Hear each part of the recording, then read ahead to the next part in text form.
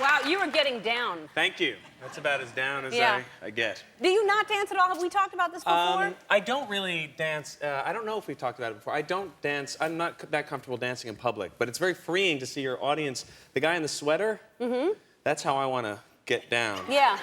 In public. Yeah. Well, he had so much room. He could go up high and down low. And like no spine. It was all like. No, he was boneless, that man. Yeah, and it's freeing, so it's good. So it makes me want to dance when I see But that. you say you don't dance out in public. Does that mean you dance at home? I do. I'll dance by myself. Really? Yeah, we all sort of dance. Don't you, Oh, yes, dance I dance by myself all the time. Yeah, and dancing, yeah, that's like really where I think I do my best dancing. Really? But are you dressed when you dance, or are you naked? Both. Uh-huh. Yeah.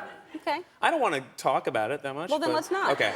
I'm just curious. Yeah, Because a lot of people are, and that's what I love about this. People are uninhibited. They come here, and they don't normally dance, probably, but when they're here, they dance, because it feels good. That's why I felt free letting loose like I did. Oh, yeah, because it was wild. Thank you. Yeah. I know, I felt it. Yeah. How was your New Year's? What'd you do? It was good. It was very low-key. It was very low-key. Mm-hmm. It was. Yeah. How was yours? Good? Where was it? Yeah. It was on a tropical Hawaiian island. Uh-huh. It was wonderful. Yeah. That's great. What did you have for dinner that night? We had poi. Uh-huh. Traditional. That's right. Yeah, to ring in the new year with some poi. Uh-huh. Yeah, no, good. Not like the sort of. I grew up in New York, so the New York City New Year's is what I grew up with, which is a little crazy. Yeah. It's the epicenter. It's like where it's all happening. My Sure. parents used to have a big New Year's party every year. Really? Yeah, and they're not like really. I mean, they're not really crazy party people. They're not like hipsters or anything. But they used to have this party in the '80s that somehow we lived on the Upper West Side of New York. Somehow ended up becoming like the big thing. Like it became like the cool party to go to, Like which who is would funny go to? if you know my parents. I mean, I met them. They're very. Yeah, they're just Yeah. like fun, but it became like this actors party, so it'd be like actors and comedians like Rodney Dangerfield and Andy Kaufman would come and. Andy Kaufman was your New Year's Eve party? Yes, like eating peanut butter sandwiches. Wow. And then it just started to kind of get out of control, and people like we didn't know. And like Francis Ford Coppola was there one year, and then all of a sudden like the Sex Pistols showed up. It became like Studio 54, Yeah. our house. That's wild. People, you couldn't get into the bathroom. Things were happening. That's a wild party. Yeah, And this weird. is Jerry Stiller and Ann Mary. That's their party. That's right. Uh-huh. They're not the 24-hour party people. No. I picture. Well, this is probably straight out of the party. This is wild. Look at that family photo. Yeah, that's my sister Amy, and that's my vest. That's my checkered vest. Did you love that vest? I obviously must have, Yeah. because I'm really selling it in that picture. aren't I? How old were you there? I would have to say I'm probably like about 11 or 12, and. What a great picture. Yep. That's great. Yep. Now, let me ask you this, because I see that the clip that we just showed from Meet the Fockers, and that baby headbutted you really badly. Yes. How did that happen? I assume it wasn't real. Right. Yeah. No, they couldn't get the baby to headbutt me, but you know what happened was like that was shot the first day of shooting, which was a huge mistake because they spent the first like week or two of rehearsals like getting us acquainted. They're twins who played the one baby because of Right. child labor laws. You can't work with baby for more than a few hours. So they spent like 2 weeks getting us acquainted so the babies would like us and feel comfortable around us. And then the first day of shooting, they shot the scene where I had to react to him headbutting me, but obviously he didn't really do it, so it was like a special effect. So I just like had to hold him and go, ah! Which, of course, immediately he, started crying. Just incredibly freaked out. And then they put fake blood, and then he's like really crying. So like what you see in the movie is like a real reaction. And then once he was like too freaked out, they brought in his twin, so I could freak him out. And then I freaked him out, and then basically every day for the next 3.5 months, every time one of them would come on the set and they'd see me, they would break out crying. Oh, that's horrible. Yeah, so I basically have psychologically damaged them for the rest of their lives. I believe you have. Yes, and I'm sure that in 15 years, one of them will see something about Mary on TV or something and break out crying and not know why. Yeah, not really understand it. Yeah. Oh, that's sad. But we kind of sacrificed their psyches for America's enjoyment. So that's it's good. true. Well, somebody's got to do it. Yes, and they were professionals. No, they're actually, they were very well, they dealt with the situation well. And it was. How old were the babies like in that? Well, when we started shooting, they were like 1, and when we were finished, they were like 14. Wow. It was a long shoot. They do grow fast. Yeah. And no, and then there was a stand-in baby who wasn't upset with me because he wasn't there when that thing happened. So I ended up doing a lot of my scenes with the stand-in baby, Billy, who he and I had a very nice chemistry. And we had a nice connection. There's a stand-in baby? There was a stand-in baby. Well, he was like sort of like a photo double baby, and then there was also a stand-in baby that they would just bring in to light the scenes. Because, you know, I mean, well, it's for the baby's own good, because you don't want to like keep these, you know, it's like 14-hour days on No, a set. I know, but it's just so ridiculous that they lay a baby there to light it, to use it as lighting. Yes. Well, I mean, you want him to look good. Well, yes. You want to give him a shot. He wants, you know, he should have. It's crazy. Yeah, but it's all the lights are hot. You don't want them to I melt know. or anything. I did a commercial once years ago with puppies in it, and it was so hot, and I was all concerned for the puppies Right. being lit the whole time. That like, take them out while you're lighting. You know. Right, right. But yeah. they put. Yeah. Well, there was also a doll too. There was Good. this incredibly creepy, lifelike doll that was like made to look like a real child that Yeah. we just called Chucky. So there's. We named him Chucky. So there's twins. There's a stand-in twins, baby and a then lighting baby and the photo double baby and a doll. and a doll. Wow. That's right. And the cast and is- then there's a dog, and then there's a cat. The cast is like incredible. Yes, there's that too. Yeah. And there's- Barbra Streisand is. Barbra Streisand is you know, Your mama. she's my mom in the movie. How did you get her to be your mom? What'd you do? I have no idea how that happened, because we just thought when we were first putting together the movie, like, wouldn't Barbra Streisand be the perfect person to play Roz Focker?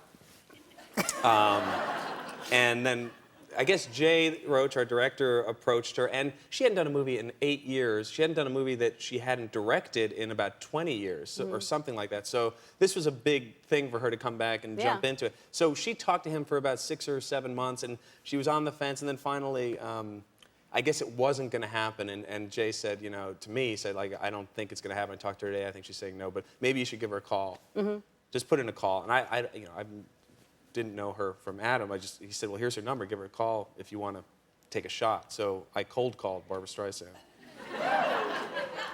Yeah. And how was it? You just go, Babs, this is Ben. Well, basically, Brolin picked up the phone.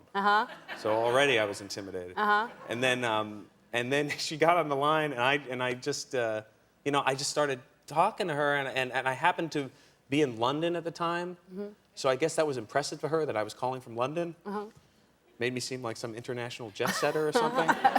And we talked for like half an hour, and then she started talking about she plays a sex therapist in the movie, so she started talking about how she would play a sex therapist and the details of what sex therapists talk about, and intercourse and climaxes. And I'm like listening to Barbra Streisand talking about intercourse and climaxes, and I'm thinking, this has to happen. This is like, I can't be the only one hearing this. This is like the most fun and funny thing I've ever heard. So she basically, like, after that, I guess she thought about some more, and she did it. Oh, that's great. And she plays. Not that I'm taking responsibility for it, but it was really. No, it sounds like you did do it. You Well, should take responsibility for it. I You called will. her. I will. Yeah. I will. It was just fun to talk on the phone with her about sex. Yeah. And what a great couple. And Dustin Hoffman plays your dad. Yep, and that's right. He's here tomorrow. Yeah. So, And he's out of his mind. yeah, I look forward to seeing him. We have to take a break. We'll be right back right after this. We're back with Ben Stiller. And how old is your daughter Ella, who is adorable? How old is she now? She's 2.5, over 2.5 now. Over 2.5. Yeah. So she's heading towards 3. And full on human being. And is so she's got conversations and stuff. Yeah, she talks, and she has a vocabulary, and she has opinions, and she's very, very strong-willed and knows what she wants. And likes me. Oh, she likes you now, because likes me. Yeah, she didn't like you last time. Likes me most of the time, much more than she used to. I mean, not that she didn't like me, but she like accepts me now, and will play with me, and we have a nice connection. And no, but that's true. Yeah. I mean, daughters usually connect to their mothers, and you know, because right, I've heard right, this from. and exactly. She, you know, because of the whole like nursing thing and all that, and now it's really been great. The last 6 months have just been incredible, and we get to do little activities together, and you know, we'll take her to, you know, like Train Town or something like that. Which is Really, fun. you take your daughter to Train Town? Yeah, yeah. That's adorable that you do that. Yeah. Well, when she lets me, she'll let me do that. She'd rather sometimes just do the pretend trip somewhere. She likes to do pretend trips, And like, where would which you are go? actually more convenient for me. Well, Which would be like Barney's or something like that? Pretend or trip to you, Barney's. You're pretending to go. No, but like we do a pretend trip to. She's been to Disneyland once, not with me, but she'll say, "Let's go to Disneyland pretend trip," and so we'll get in the car, which is in the garage, and literally like we get in the car and we go, "Okay, let's go," and then she'll go, "Okay, we're here," which is beats the traffic. That's and then great. we get out, and then we'll just go around looking for dwarves, like the 7 dwarves. Where's Sleepy? Where's In the house? What? In the house, outside, dwarves are hiding all over our house. Oh. Under the bed, and then it's like other characters. I mean, it's all the different characters that children are sold.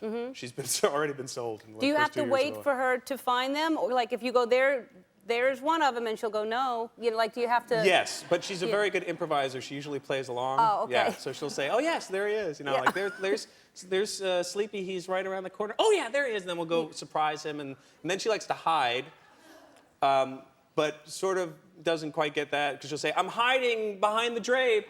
Yeah. But it's good though because it's still the excitement of finding her. Ah! Yeah. And then it's like ah, and then we get into Yeah. crazy screaming fits that we call craziness. Craziness. Craziness. That's cute. Yes. Yeah, it is. It is cute. It is good. It's fun. We have fun, and it's also interesting for your own psyche. You see like where you go as a person when you start making stories up. I don't have a story about that. I'm just saying it's interesting to see how you make up weird stories. I can see how it's helped you then. Yeah. Yeah, if you have no story about that. No. But it's. I guess maybe it's just my own sort of like I start telling these stories to her that I don't have a beginning, a middle, or an end. Oh, that's great. Well, I can't wait to see her. Yeah, she's well, you'll see her soon. It's at some point. Yeah, definitely. Yeah. And we can all play. Looking for the dwarves. Looking for the dwarves. Yes. We can take a trip to the moon. I like maybe. taking a trip and not driving. I think Yes. that's a really great. If you can In pretend Los to go Angeles, somewhere, it's a huge advantage. that's a great thing. All right, well, Meet the Fockers is in theaters now, which it looks hilarious. So Thank you.